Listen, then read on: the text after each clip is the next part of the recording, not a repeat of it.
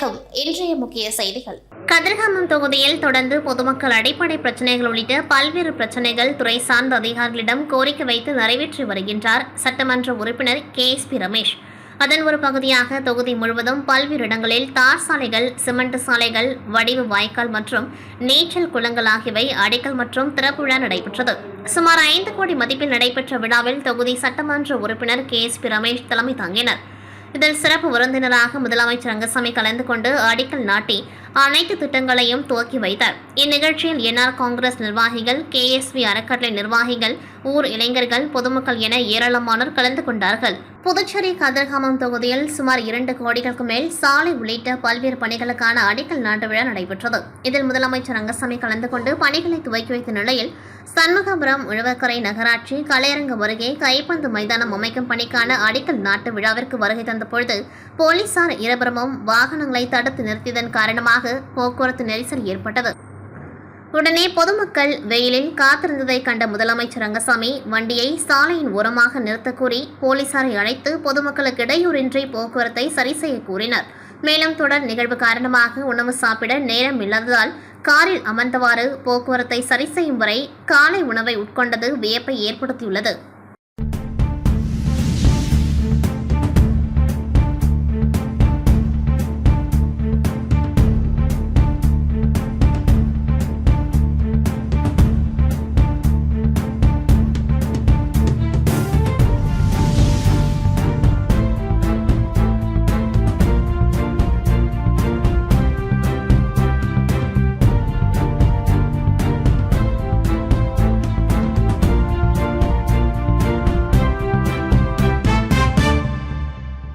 புதுச்சேரியில் கடந்த மே 4ஆம் தேதி துவங்கிய அக்னி நட்சத்திரம் என்ற கத்தரி வெயில் மக்களை தினந்தோறும் வாட்டி வதைத்து வருகின்றது. தொடர்ந்து மே 28 வரை அக்னி நட்சத்திரம் நீடிக்க உள்ளதாக வானிலை ஆய்வு மையம் தெரிவித்த நிலையில் புதுச்சேரியில் சதமடித்து வருகின்றது. இதனால் பொதுமக்கள் பகல் நேரங்களில் வீடுகளை விட்டு வெளியே வருவதை தவிர்த்து வருகின்றனர். இந்நிலையில் தென்கிழக்கு வங்கக்கடல் பகுதிகளில் ஒரு வளிமண்டல மேலடுக்கு சுழற்சி நிலவுவதன் காரணமாக 2 நாட்களுக்கு தமிழகத்தில் ஒரு சில இடங்களிலும் புதுச்சேரி மற்றும் காரைக்கால் பகுதிகளிலும் இடி, மின்னல் மற்றும் பலத்த காற்றுடன் கூடிய லேசானது முதல் மிதமான மழை பெய்யக்கூடும் என்று சென்னை வானிலை ஆய்வு மையம் தெரிவித்திருந்தது. அதன்படி புதுச்சேரியில் நேற்றிரவு முழுவதும் பரவலாக விட்டுவிட்டு இடியுடன் கூடிய கனமழை பெய்தது. இந்நிலையில் இன்று காலை முதலே புதுச்சேரி மற்றும் சுற்றுவட்டார பகுதிகளில் வானம் மேகமூட்டத்துடன் காணப்பட்ட நிலையில் மாலை புதுச்சேரி நகர பகுதியான மறைமலையடிகள் சாலை, கடற்கரை சாலை, புஸ்ஸி வீதி, முத்தியால்பேட்டை, முதலியார்பேட்டை, லாஸ்பேட்டை மற்றும் கிராம பகுதிகளான வெள்ளையனூர், பாகூர், மதகடிப்பட்டு, திருக்கனூர், காலப்பட்டு, கன்னிக்கோவில் உள்ளிட்ட கிராம பகுதிகளிலும் சுமார் 2 மணி நேரத்திற்கு மேலாக பரவலாக மழை பெய்தது. 2வது நாளாக இன்றும் புதுச்சேரியில் மழை பெய்ததால் பூமி குளிர்ந்து குளிர்ச்சியான சூழல் நிலவி வருகின்றது. இதனால் பொதுமக்கள் மற்றும் வார இறுதி நாளை கொண்டாட புதுச்சேரிக்கு வந்துள்ள சுற்றுலா பயணிகள் மகிழ்ச்சி அடைந்துள்ளனர். புதுச்சேரி பல்கலைக்கழகம் சார்பில் ஏற்பாடு செய்யப்பட்ட பல்கலைக்கழகம் மற்றும் கல்லூரி மாணவ மாணவிகளின் தேசிய கொடி வெற்றி ஊர்வலம் புதுச்சேரி பல்கலைக்கழக வளாகத்தில் நடைபெற்றது.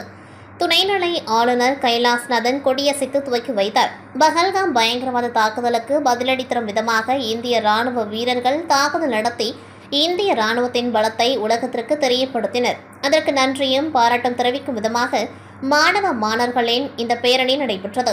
பல்கலைக்கழக துணைவேந்தர் பிரகாஷ் பாபு, உள்துறை அமைச்சர் நமச்சிவாயம், சட்டமன்ற உறுப்பினர் கல்யாணசுந்தரம், பல்கலைக்கழக பதிவாளர் மற்றும் பேராசிரியர்கள் என 200க்கும் மேற்பட்டோர் பல்கலைக்கழக வளாகத்திற்குள் தேசிய கொடி ஊர்வலம் சென்றனர்.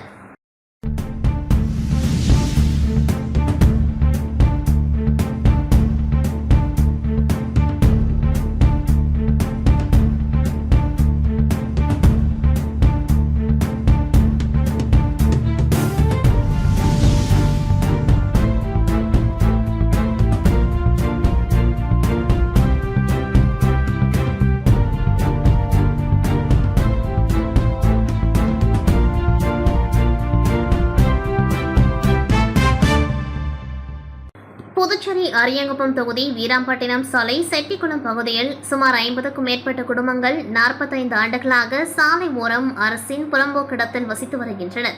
சாலை ஓரமுள்ள ஆக்கிரமிப்புகளால் அடிக்கடி அரியங்குப்பம் வீராம்பட்டினம் சாலையில் விபத்து ஏற்படுவதாலும் சுற்றுலா பயணிகள் அதிக அளவில் வருகை தருவதால் போக்குவரத்து நெரிசல் ஏற்படுகிறது என்றும் போக்குவரத்து மற்றும் சுற்றுலாத்துறை மேம்படுத்தும் வகையில் தற்பொழுது அரியங்குப்பம் முதல் வீராம்பட்டினம் வரை சுமார் 3 கிலோமீட்டர் தூரத்திற்கு சாலை விரிவாக்கம் செய்ய கடந்த 1 வருடங்களாக இதற்கான முயற்சிகள் எடுக்கப்பட்டு பொதுப்பணித்துறை முடிவு செய்யப்பட்டது.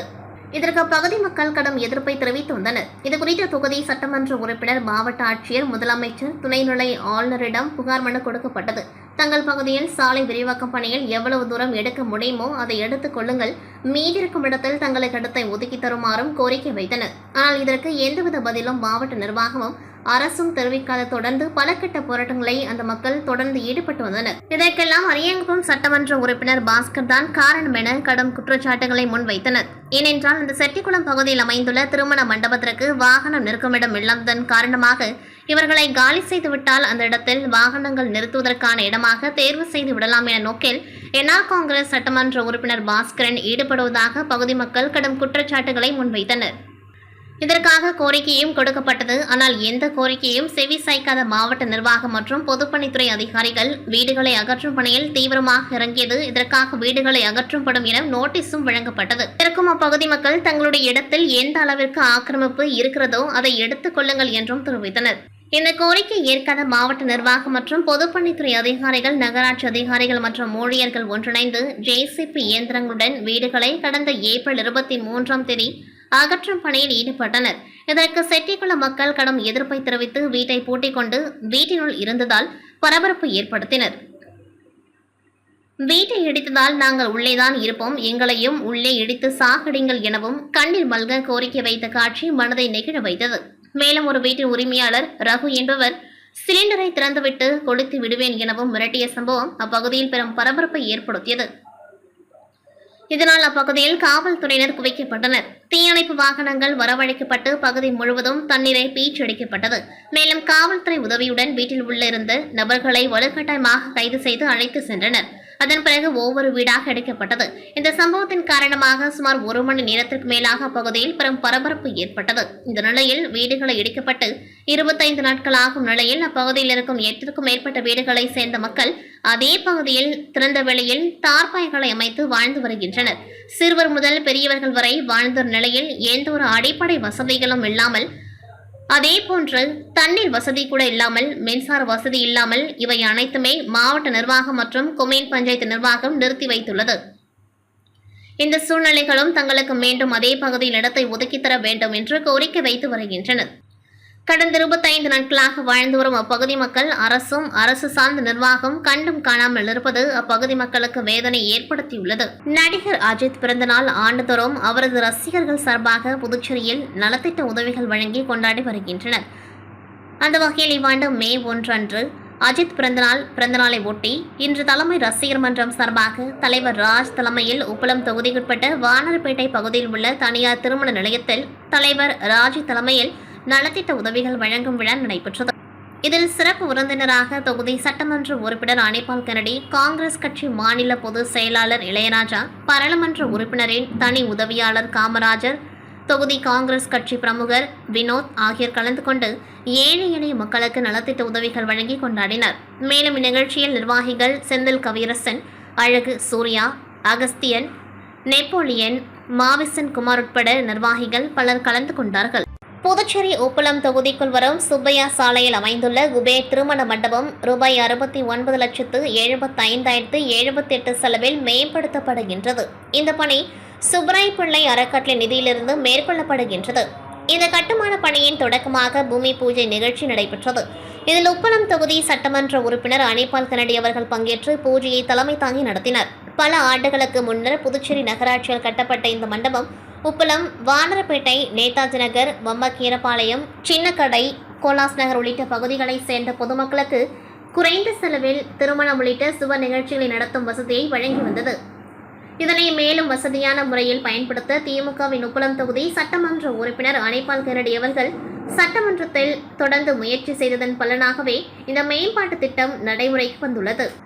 மண்டபத்தின் மேம்பாட்டு பணிகளை நேரில் சென்று பார்வையிட்டு ஆய்வு செய்தார் சட்டமன்ற உறுப்பினர். பணிகளை நேரில் சென்று பார்வையிட்ட அனிபால் கென்னடி அவர்கள் இந்த மண்டபத்தை ஜனவரி மாதத்திற்குள் முழுமையாக புதுப்பித்து ஏழை எளிய மக்களின் பயன்பாட்டிற்கு கொண்டு வர வேண்டும் என்பதே என்னுடைய நோக்கம். ஆனால் பணிகள் இன்னும் முழுமையாக முடியவில்லை. வருகின்ற 2 மாதங்களுக்குள் பணிகள் கட்டாயமாக முடிக்கப்பட வேண்டும் என்று பொறுப்பு அதிகாரிகளிடம் அறிவுறுத்தினார். அவருடன் நகராட்சி உதவி பொறியாளர் யுவராஜ், இளநிலை பொறியாளர் சண்முகம், திமுக துணை செயலாளர் ராஜு, மாநில சிறுபான்மை அணி துணை அமைப்பாளர் நோயல், மாநில மீனவர் அணி துணை அமைப்பாளர் விநாயகமூர்த்தி, கிளை செயலாளர்கள் காலாப்பன் மற்றும் ராகேஷ் ஆகியோரும் உள்ளனர். அதிமுக பொதுச் செயலாளரும் முன்னாள் முதல்வருமான எடப்பாடி பழனிசாமி பிறந்தநாளை ஒட்டி அதிமுக திருப்பாதிரி புலியூர் பகுதி கழகம் சார்பில் பகுதி செயலாளர் மாதவன் தலைமையில் நலத்திட்ட உதவிகள் வழங்கும் விழா நடைபெற்றது. இதில் முன்னாள் அமைச்சர் MG சம்பத் கலந்து கொண்டு கோடை வெயில் காலத்தில் வியாபாரிகளை காக்கும் வகையில் கூடை வழங்கினார். மேலும் விளையாட்டு வீரர்களுக்கு விளையாட்டு உபகரணங்கள், பொதுமக்களுக்கு சேலை ஆகிய நலத்திட்ட உதவிகள் வழங்கப்பட்டது. இந்நிகழ்ச்சியில் பேசிய முன்னாள் அமைச்சர் MG சம்பத், வசூல் வாங்காமல் நலத்திட்ட உதவிகளை வழங்கும் கட்சி அதிமுக. பெண்களுக்கு திமுக ஆட்சியில் பாதுகாப்பில்லை என்றும் பெண்களுக்கு பாதுகாப்பு அளித்தது அதிமுக தான் என்று பேசினார். நிகழ்ச்சியில் கடலூர் வடக்கு மாவட்ட கழக அவைத்தலைவர் சேவல்குமார் மற்றும் மாவட்ட நிர்வாகிகள் கலந்து கொண்டார்கள். இத்துடன் செய்திகள் நிறைவடைகின்றது. நன்றி, வணக்கம்.